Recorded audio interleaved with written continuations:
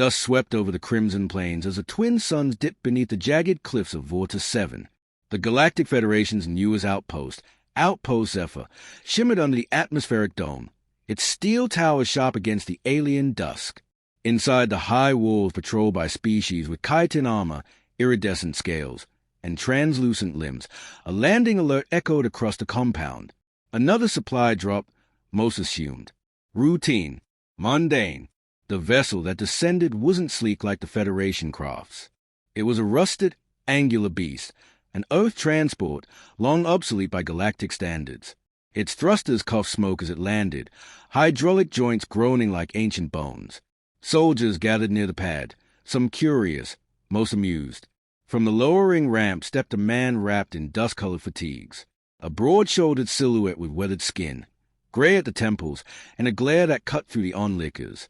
He carried a rifle, not plasma-based, not sleek, but long, metallic, and scuffed with time. It clicked as he slung it over his shoulder. Analog, ballistic, laughably primitive. "Is that a slug thrower?" chuckled Corporal Reeves, his blue carapace rattling with the sound. Others laughed, some more openly than others. The man said nothing.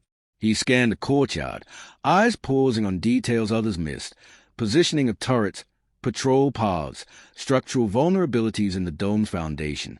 "Name," barked a voice. Commander Vorlak stepped forward, towering and imposing, with gray reptilian skin and ceremonial scars etched across his chest. His glare met the humans. "Carter. Jack.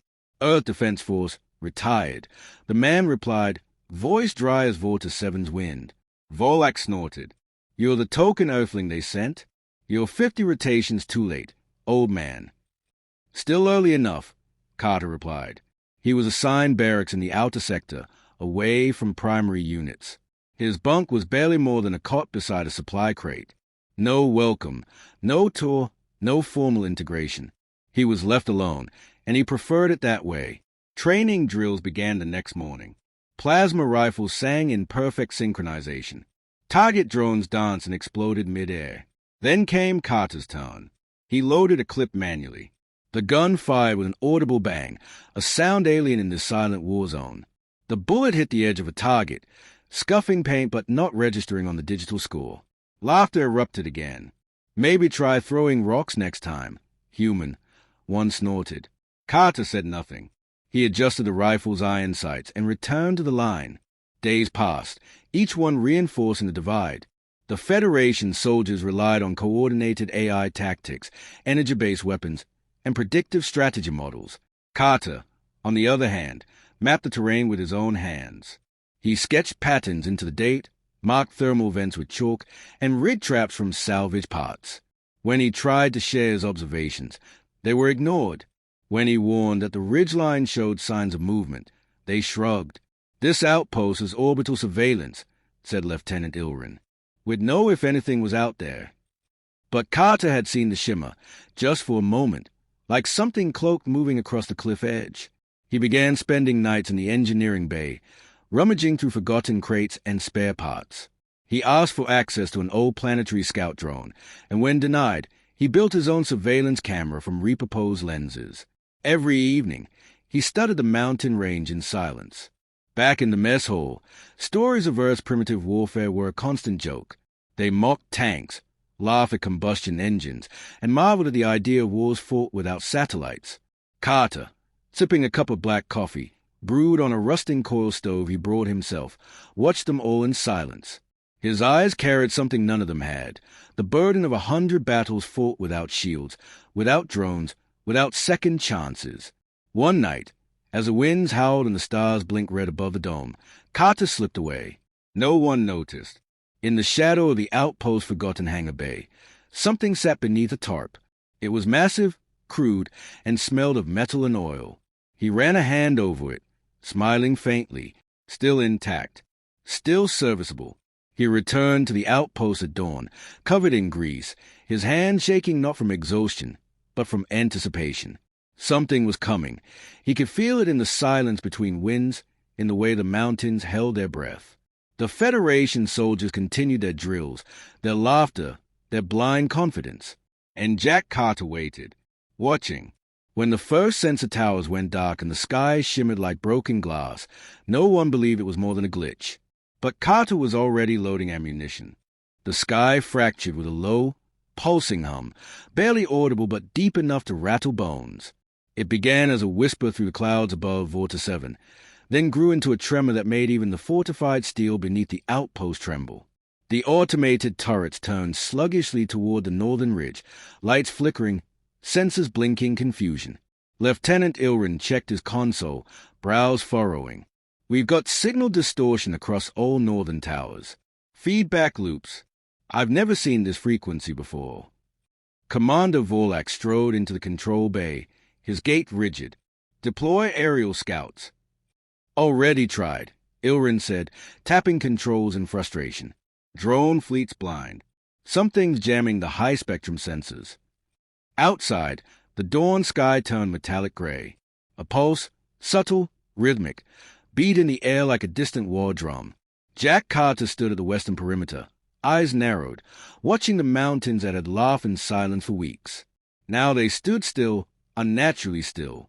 Then, movement. From the cracks in the rock emerged shadows, tall, shifting forms cloaked in bioluminescent mesh that bent light like water.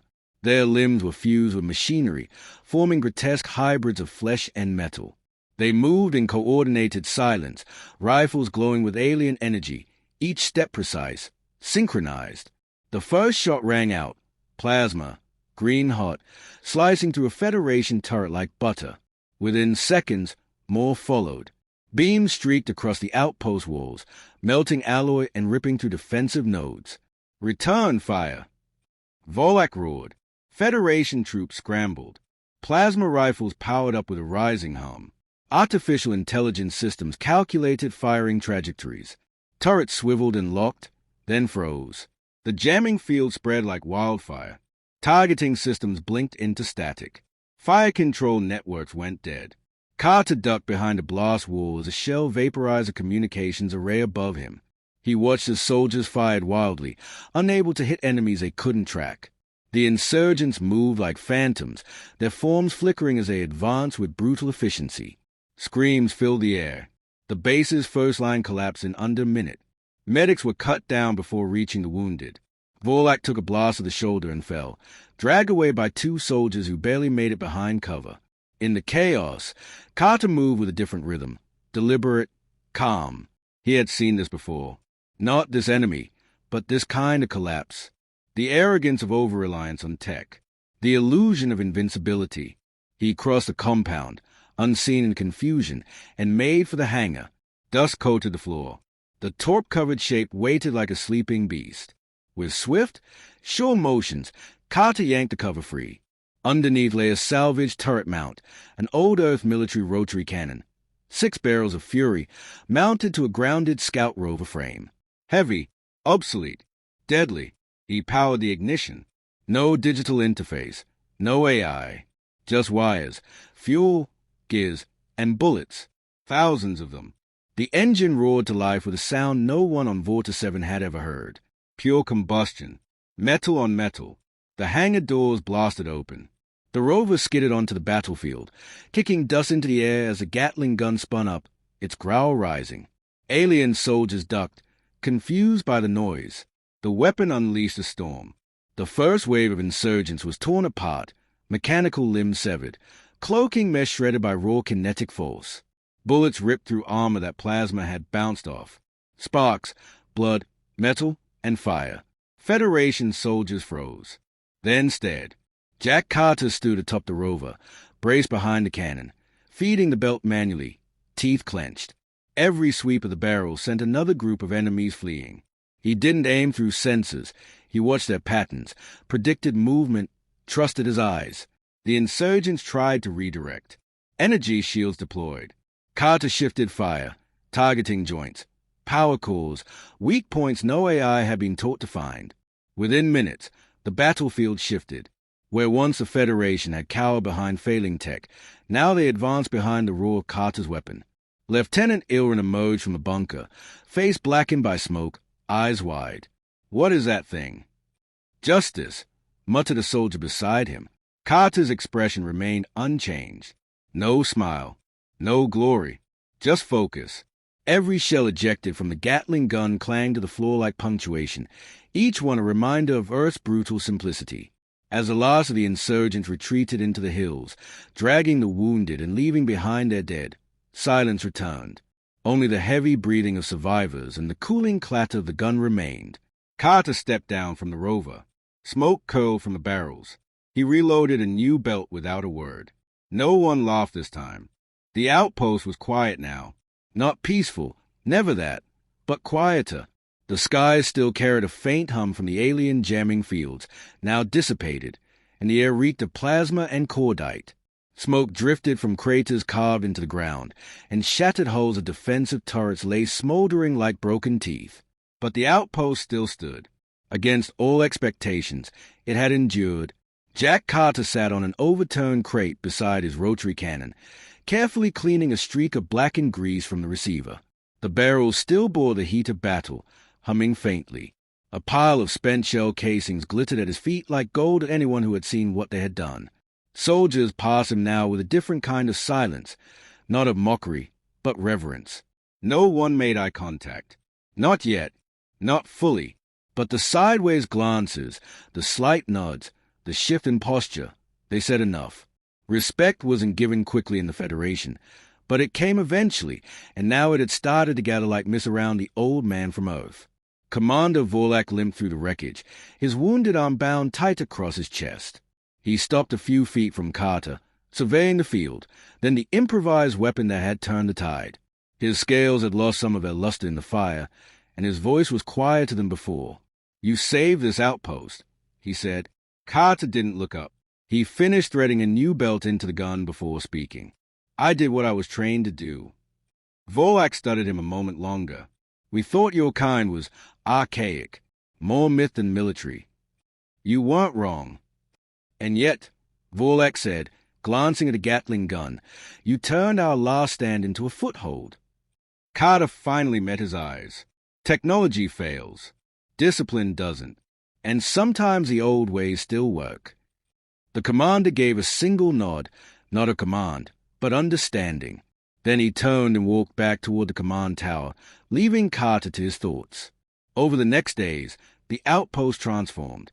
The wounded were treated. Debris was cleared, and the soldiers who had once marked Earth's relic now requested time at the Gatling Mount. They ran drills, not simulations, not holographic exercises, but live-fire tests with manual reloading and ear-splitting recoil. Carter supervised them silently, correcting their grip, their stance, their instincts. They listened. He never raised his voice. He never boasted. He didn't need to. Word traveled beyond Volta 7.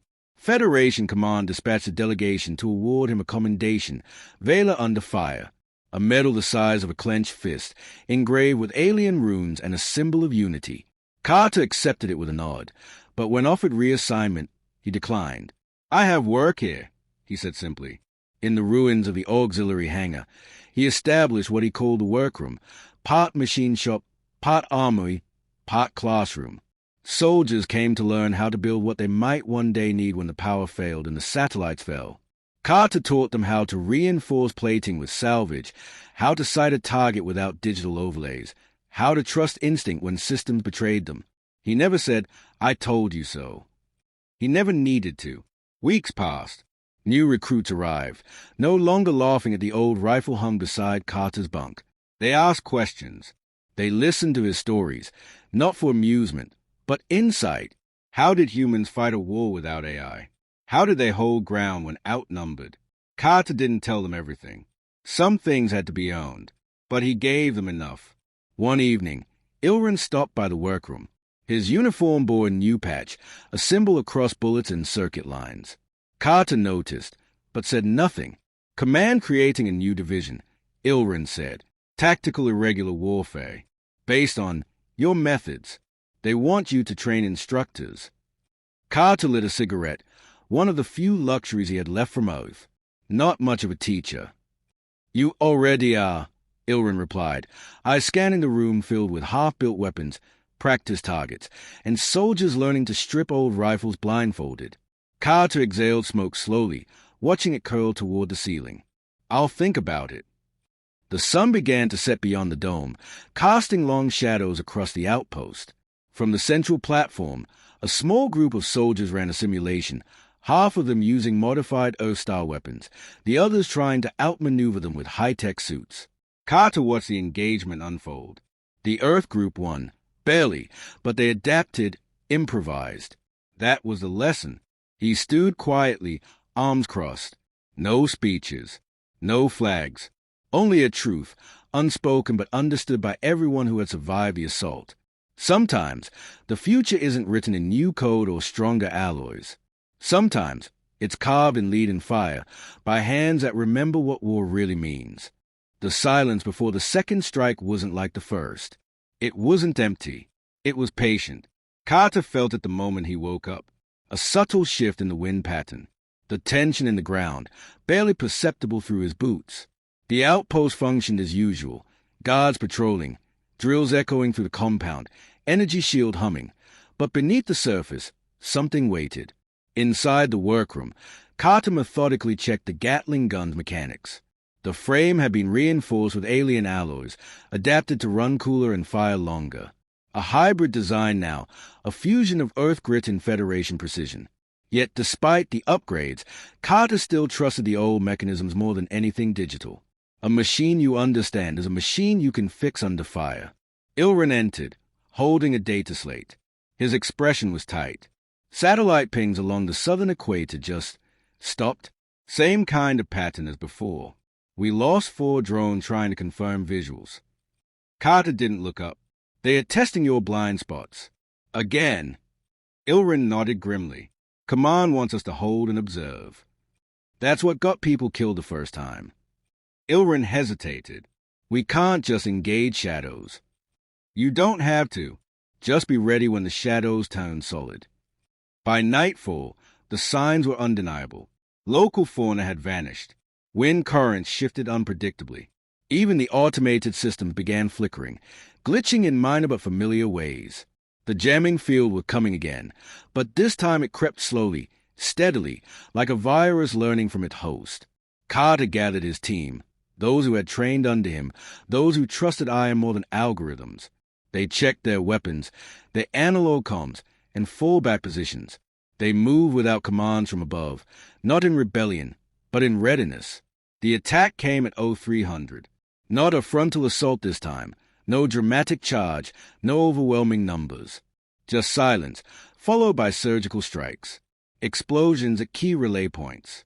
Precision plasma beams slicing through power cores. Half the outpost lost power in under 3 minutes. Yet this time, the response was different. Manual floodlights activated. Carter's team had wired them to old switches days before. Barricades raised by hand, not code, were in place. Gunfire, real gunfire, answered the plasma with roaring defiance. From the ridgeline, the insurgents advanced in new forms. Slimmer, faster, their exosuits optimized for infiltration. They didn't expect resistance from fallback positions with no signal signature. They didn't expect trapdoors with pressure mine charges. They didn't expect Carter. He was already on the upper wall, mounted behind the hybridized Gatling gun, braced against the recoil. A line of insurgents broke through a side perimeter. He opened fire. Bullets tore across the field in a wide arc. He didn't aim for center mass. He targeted movement. The way a figure leaned into a sprint, the twitch of an arm before raising a weapon. The gun spun, barked, and spat justice into the night. The attackers faltered. Ilrin's voice crackled through the analog headset. Secondary breach. North tunnel. They're inside. Hold them there, Carter answered, already moving. He descended the wall, slipped through smoke-filled corridors, and emerged near the north access bay. It was close quarters now. He drew his sidearm, another Earth relic, chambered in .45, hand-fed and deadly. The insurgents tried to flank but were funneled into narrow choke points, pre-sighted and rigged for defense. Carter dropped 2 before they cleared the tunnel. The third tried to cloak and rush. Carter waited for the shimmer, then fired. 1 shot, 1 fall. In the chaos, the soldiers who had once laughed now fought like warriors who had been reborn. Plasma rifles lay abandoned in favor of kinetic weapons. Combat formation shifted fluidly, human instinct paired with learned resilience. They didn't wait for orders. They acted. And still, Carter moved among them like a ghost. When dawn broke, the last of the insurgents retreated. No victory roar followed. No cheers. Only the sound of wounded being carried, weapons being reloaded, defenses being reformed. They knew this was just a battle. The war was still breathing. Carter stood on the wall again, overlooking the field. The Gatling gun smoked quietly beside him, its barrel gleaming with recent fire. Ilrin approached, face streaked with ash. They tested us again. Carter didn't answer right away. His eyes followed the hills, searching for more shadows.